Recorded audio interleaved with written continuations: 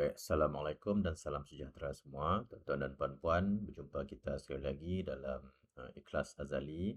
Dan sekali ini saya ingin memperkenalkan satu sistem yang telah pun di upgrade kepada sistem online iaitu Smart Tuition Management System, yang dihasilkan oleh Etten melalui syarikat saya iaitu Sajid System Resources. Baik, jadi di sini untuk pendaftaran kepada pusat tuition tuan-tuan dan puan-puan, saya telah memilih di sini untuk pusat tuition saya sendiri iaitu PTS. Kemudian nama dan password, username dan password telah pun disediakan. Jadi tuan-puan bolehlah sign in. Dan di sini saya akan menunjukkan antara paparan yang perlu tuan-puan masuki untuk meneruskan ataupun menggunakan sistem pusat tuition ini. Baik.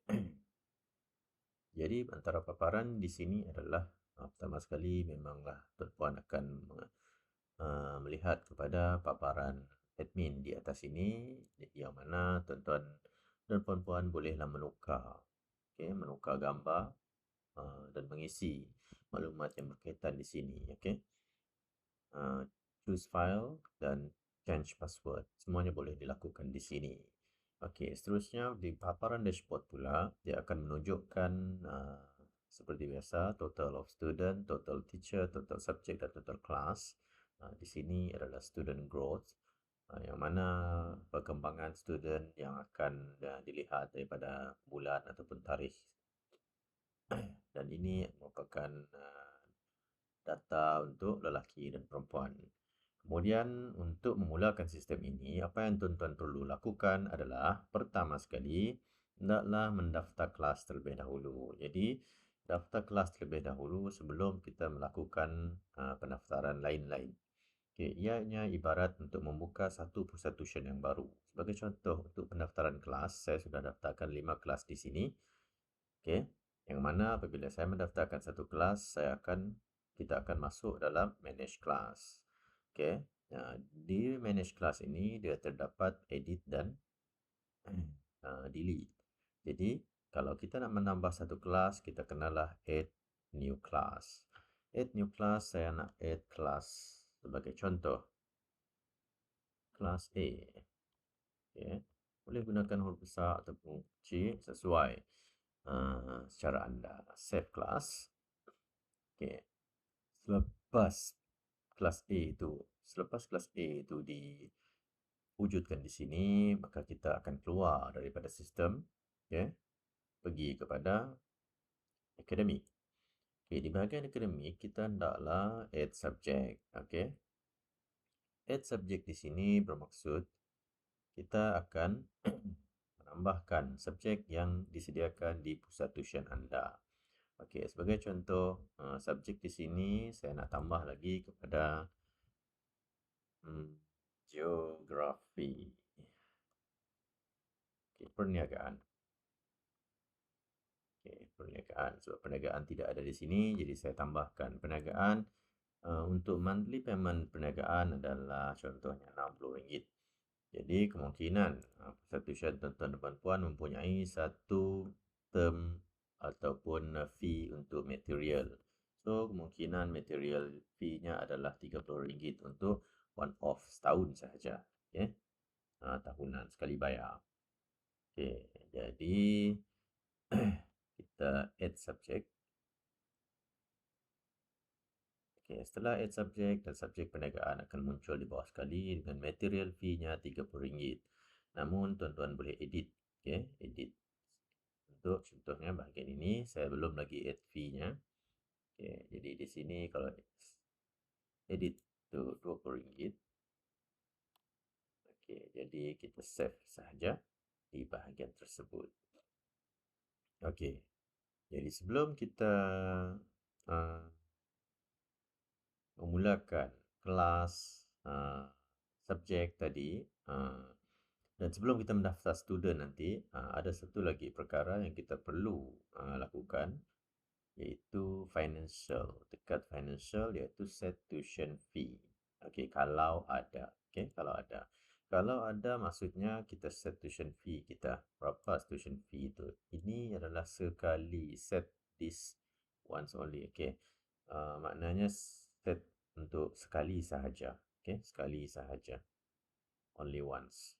Okey, jadi kita teruskan dengan bahagian akademik. Okey, manage time slot. Okay. Minus time slot ini kita akan setkan pada waktu pagi sesi pukul berapa yang kita nak mula. 7.30 ke, biasanya 2 jam lah. Okay. Morning session, okay, afternoon session, kemudian evening session. Jadi di sini saya setkan ada 5 waktu yang kita gunakan untuk melaksanakan aktiviti tuition tersebut. Okay. Masih lagi dalam akademik, time slot, ini time slot. Kemudian kita akan pergi kepada manage timetable. Okay, untuk manage timetable ini kita kena setkan. Okay, kita kena setkan. Contohnya tadi saya letakkan perniagaan. Okay, jadi perniagaan tu saya nak letak pada mana tempat yang free. Okay, di dekat Sunday ada satu lagi slot yang free iaitu pada afternoon session. Okay, ada satu slot yang free. Okay, jadi saya nak masukkan dekat situ lah. Okay, ke Sunday afternoon session pukul 3.15, betul tak? Tadi pukul 1 Okay, sekarang ni saya letak pukul 3.15. Kemudian perniagaan, kemudian dia tingkatan, okay, andai katalah dia tingkatan 5 dan kelas A. Teachernya kita boleh assign terus teacher di sini iaitu contoh Sarah Gibler. So, kita add to schedule. Okay. Setelah add to schedule, okay, jadi waktu hari Ahad tadi, Sunday, perniagaan telah wujud di sini. Okay, dan cikgu yang mengajarnya sekali. Okay. Jadi untuk memudahkan tuan-tuan dan puan-puan, kita boleh download timetable di sini. Dan kita boleh save. Saya save dahulu. Kemudian kita lihat bagaimana paparan timetable tersebut. Timetable ini adalah penuh. So, ianya akan terpapar 2 page. Okey. So, apa lagi yang perlu kita tahu dekat sini adalah semuanya kita kena set di bahagian atas set timetable tu. Dan di sini adalah dia punya rumusan apa yang kita telah set tadi. Dan kita boleh deletekannya di bahagian sini juga. Okay, kita boleh deletekan kalau tuan-tuan dan puan-puan untuk update lah. Okay, academic timetable sudah. Kemudian baru kita pergi kepada teacher. Okay, teacher dan student kita boleh serentak pendaftarannya. Pendaftaran teacher ini saya sudah daftarkan. Okay, ini pendaftaran teacher. Sehinggalah payment nama bank semua kita minta. Kemudian di sini dia ada password dan username untuk teacher. Yang mana untuk teacher nanti sebagai guru tuition, dia akan hadir ke kelas tuition dan mengambil kedatangan menggunakan ID-nya sendiri. Okey, jadi ini yang memudahkan kita untuk mengambil kehadiran murid tuition tersebut. Baik, assign teacher, okey, di sini juga boleh assign teacher. Macam tadi perniagaan kita tak assign di sini, tetapi kita assign teacher di bahagian timetable tadi, okey, bahagian ini tadi. Okey, seterusnya kita pergi kepada teacher list. Teacher list ini, baik, di sini akan dilaksanakan activation semasa teacher register tadi. Activation ni maksudnya guru tersebut akan boleh masuk ke dalam sistem untuk mengambil kehadiran murid.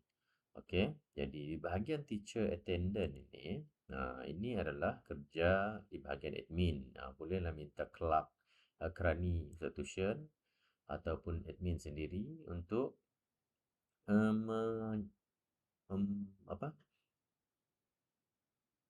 letakkan kehadiran guru tersebut. Okey, boleh letakkan kehadiran guru. Kalau minggu pertama dia tak hadir, kita tak payah letak. Minggu kedua dia hadir, minggu ketiga dia hadir, minggu keempat dia hadir. Okey. Jadi untuk kalau dia tidak hadir, di sini juga kita boleh masukkan register teacher yang menggantikannya. Guru yang menggantikannya. Okey. Kalau guru tersebut adalah guru asal daripada pusat tuition itu, maka perlulah direkodkan secara manual lah, supaya kita dapat membayar kehadiran pada guru yang hadir ini. So kehadiran ini dia perlu untuk guru tersebut untuk kita membayar.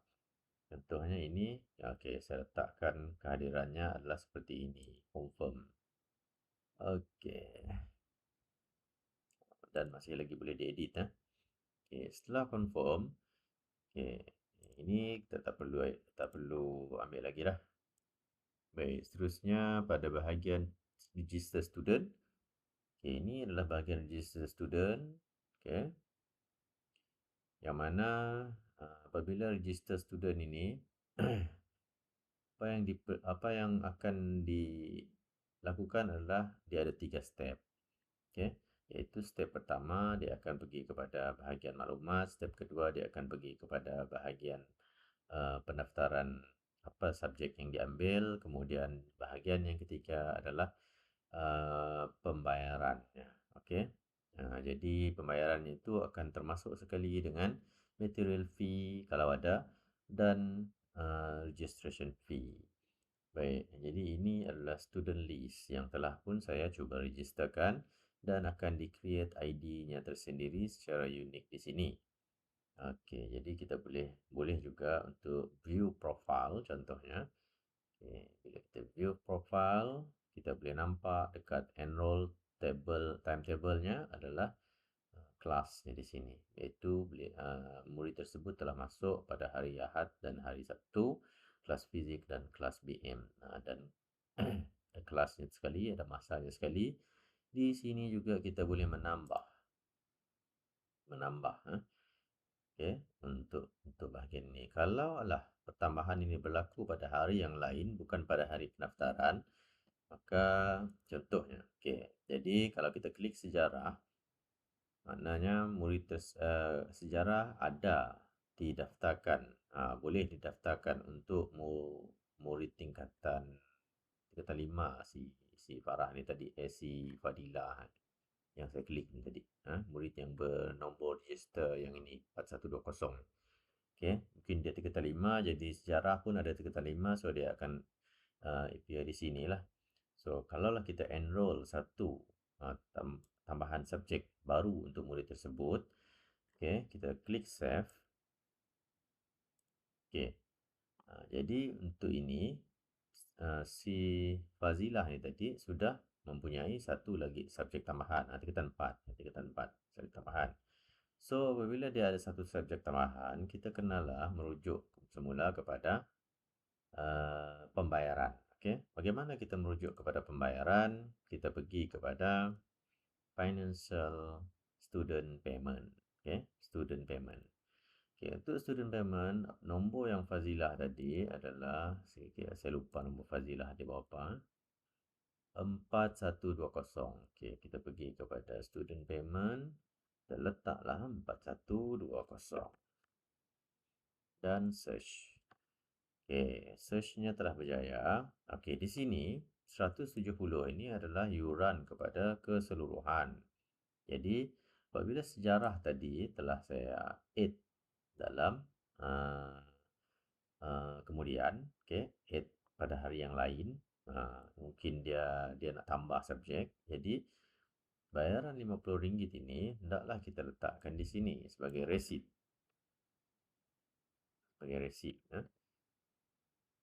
Dan dia bayar dengan menggunakan bank ataupun cash. Contohnya bank. Okey, di sini kita boleh ubah kepada subjek tambahan. Bayaran subjek tambahan. Okey. dan tarikhnya berapa hari bulan. Okey, teruskan dengan confirm payment dan kita boleh tengok resit yang dibayar. Okey, ini adalah resitnya dan kita boleh hantar sama ada print ataupun hantar PDF kepada ibu bapa. Baik, sekarang kita akan masuk kepada bahagian financial lagi, iaitu bahagian student, iaitu bahagian attendance log. Attendance log ini adalah untuk melihat kehadiran pelajar. Contohnya dalam AdMath ada tidak? Okay. Okay, maksudnya tidak ada lah. Okay, satu hari bulan. Okay, ini adalah untuk paparan